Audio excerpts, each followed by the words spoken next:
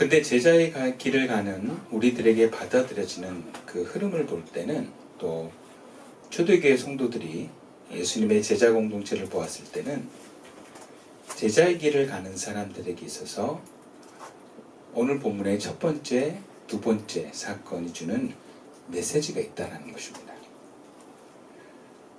이것은 당시 유대인들에게 있어서 안식일의 해석을 바리새인들과 율법학자들의 해석을 따랐는데, 그들의 해석을 넘어서서 예수님의 새로운 해석으로 제자들을 초대하고 있는 것입니다.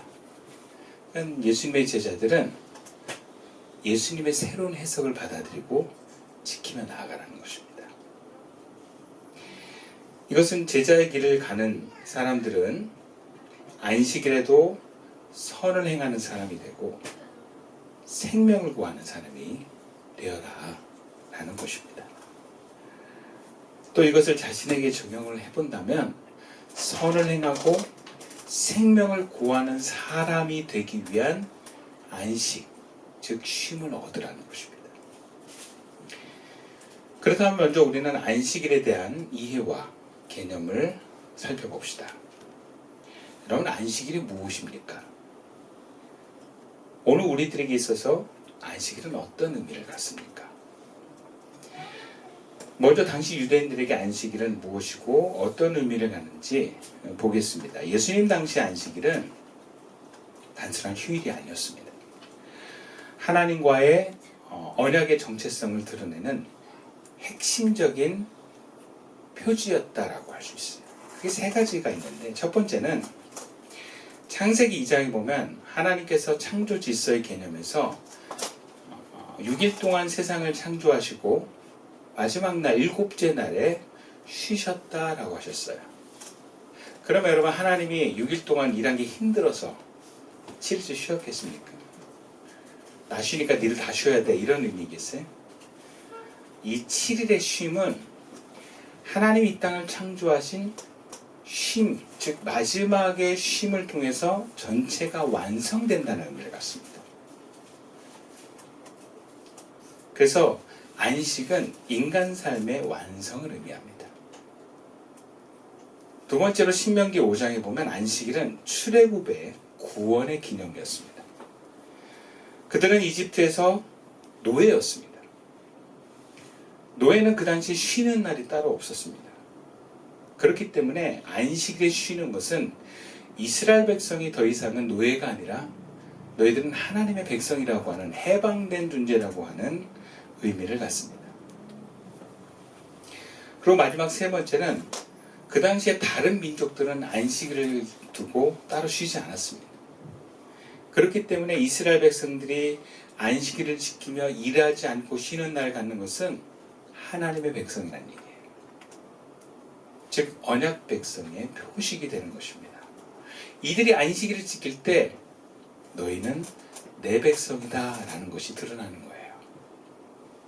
그래서 안식일을 지킨다는 것은 단순히 쉬는 것이 아니라 나는 하나님께 속한 사람이다 라고 하는 신앙 고백인 것입니다. 마치 우리 교인들 거의 대부분이 그렇지만 주일날 일하지 않고 심지어 가게문도 닫고 예배를 드리러 교회에 오는 것은 저는 그리스도인입니다 라는 것을 상징하는 표현이기도 한 거예요. 그런데 시간이 지나면서 특별히 바벨론 포로 이후에 유대인들은 정체성을 지키기 위해서 안식일 규정을 무척 강조하고 세밀하게 그 규율을 발전시킵니다.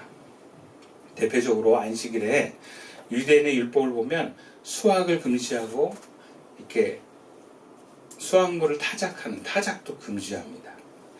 음식을 준비하는 것도 제한합니다. 그냥 차려진 거 먹기만 해야 돼요. 그리고 생명에 위급하지 않는 경우 병치료가 금지됩니다. 이 규정들은 훗날 바리새인들의 전통 안에서 더 체계화됩니다.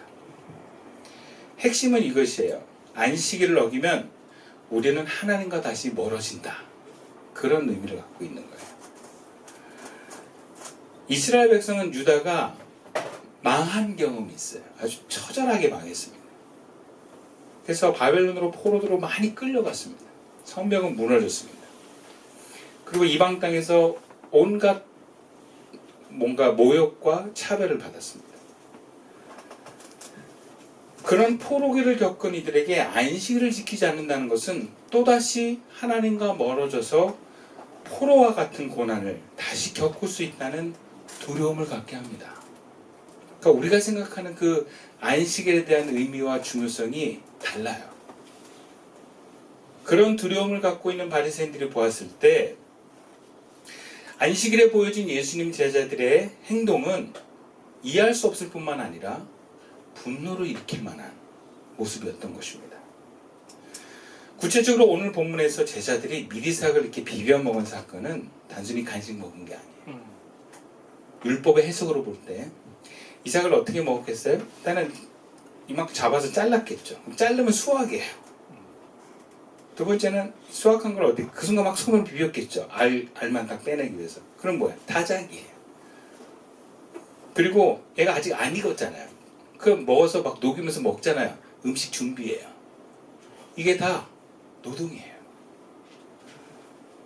즉 안식일 노동을 금지한 것을 위반하는 행위로 본 겁니다. 손 마른 사람 고친 사건도 그래요. 당시 기준에는 생명에 위급하지 않으면 치료하지 마라. 이게 법이에요. 근데 예수님은요, 굉장히 오래된 이 손에 장애가 온 사람을 그날 치료하신 거예요. 뭐 그 다음 사람은 죽는 것도 아니에요. 그러니까 이것도 뭐예요? 일이에요. 굳이 오늘 이 일을 해야 되는 거예요. 되느냐라는 문제를 제기한 것입니다. 근데 예수님은 여기서 저항하거나 변명한 게 아니라 안식의 본질을 재정의하는 선언을 하십니다. 그 첫 번째가 다윗의 예를 듭니다. 본문 3절에서 4절 말씀이에요. 예수께서 대답하여 이르시되 다윗이 자기 및 자기와 함께한 자들이 시장할 때의 한 해를 잃지 못하였느냐. 그가 하나님의 전에 들어가서 다만 제사장 외에는 먹어서는 안 되는 진설병을 먹고 함께한 자들에게도 주지 아니하였느냐 하고요. 그러니까 예수님께서는 다윗이 성전에서 떡을 먹은 사건, 사무엘상에 일어난 사건을 예로 들으면서 안식일에 대해서 인간의 필요, 즉 어떤 음식을 먹어야 되는 위급한 그 필요는 의식 규정보다 우선한다라고 지금 정의하고 계신 거예요. 즉 하나님께서 안식일이라는 규정은 인간의 필요에 의해서 줬는데 너희들은 안식일을 위해서 인간의 규정을 지킨다는 것입니다. 즉 주객이 바뀐 거예요. 사람을 위해서 안식을 있는데 안식을 위해서 사람이 막 맞추는 거예요. 구체적으로 인간의 인간됨과 인간의 쉼을 위해서 안식을 줬는데 정작 안식일에 인간은 배고픔도 해결도 못하고 치료도 해결을 못한다는 것은 안식일의 본 취지에 맞지 않다는 거죠. 그리고 예수님께서 두 번째로 안식일의 주인은 사람이 아니라 하나님이다 이렇게 말씀하세요. 5절 말씀이에요. 또 이르시되 인자는 안식일의 주인이니라. 그럼 인자는 누구입니까?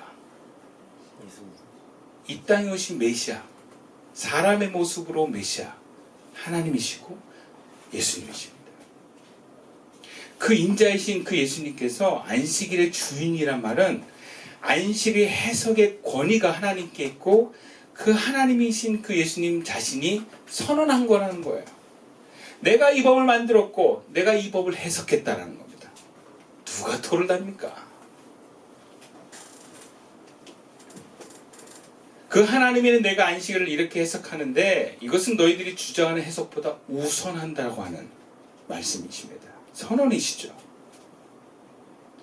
그래서 뒤에 안식일에 손 마른 자를 고치신 사건을 포함해서 예수님은 안식일에 대해서 이렇게 정리하십니다. 9절 말씀 다시 한번 읽어볼까요? 시작. 예수께서 그들에게 이르시되 내가 너에게 묻노니 안식일에 선을 행하는 것과 악을 행하는 것, 생명을 구하는 것과 죽이는 것 어느 것이 옳으냐 하시며. 그럼 결론적으로 안식일의 본질은 무엇입니까? 금지가 아니라 하지 말라가 아니라 생명을 살리려는 거예요.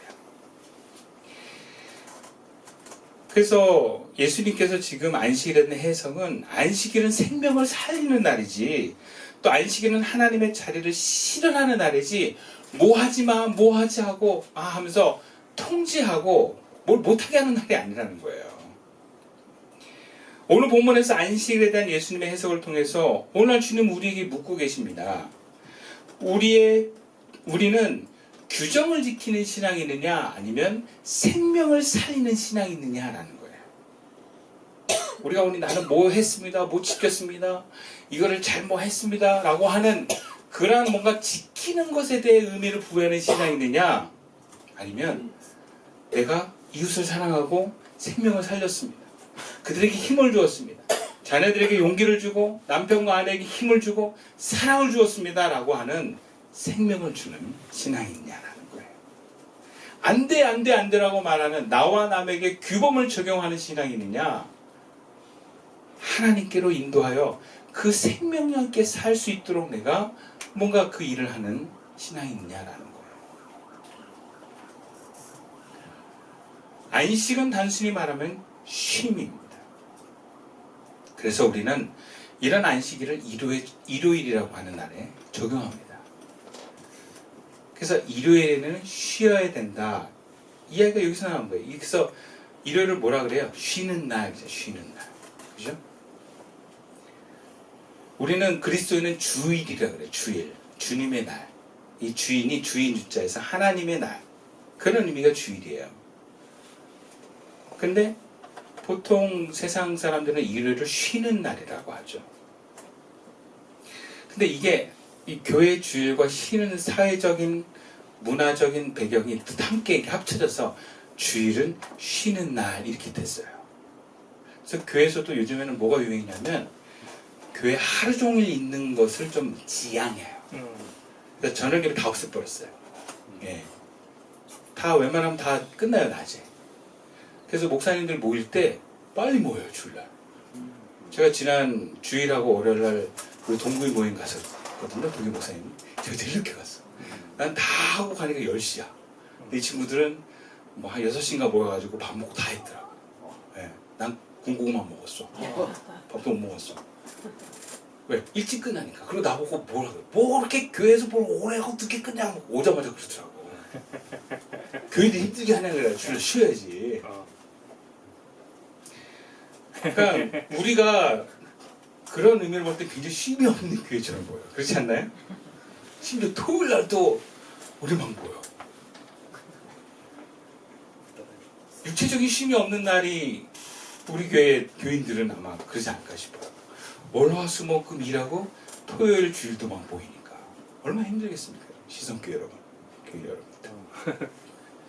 정말 쉼이 없는 시선교회예요. 그러면 하나님의 법을 어기고 있는 교회인가요? 제가 예전에 있었던 교회는요, 늘 목사님을 비롯해서 성도님들이 그랬어요. 아니, 성도들이 얼마나 주중에 피곤하고 지쳐있냐. 그럼 교회는 최소한으로 모이고 설교도 좀 쉼이 되는 설교 해야 되지 않겠냐. 저희 교육부 담당했던 안치 집사님 그런 얘기 하셨어요. 그건 LG 다니시는 분이었는데 세상에 너무 피곤하다라고요. 그 LG 핸드폰이 망할 때 함께 계셨던 분이에요. 너무 피곤하고 막 이렇게 끝내 버텨가지고 그래도 은퇴하셨는데, 정년 은퇴하셨는데, 자기 너무 힘들다는 거예요. 그건 그 주일날 설교 너무 세게 하지 말라는 거예요.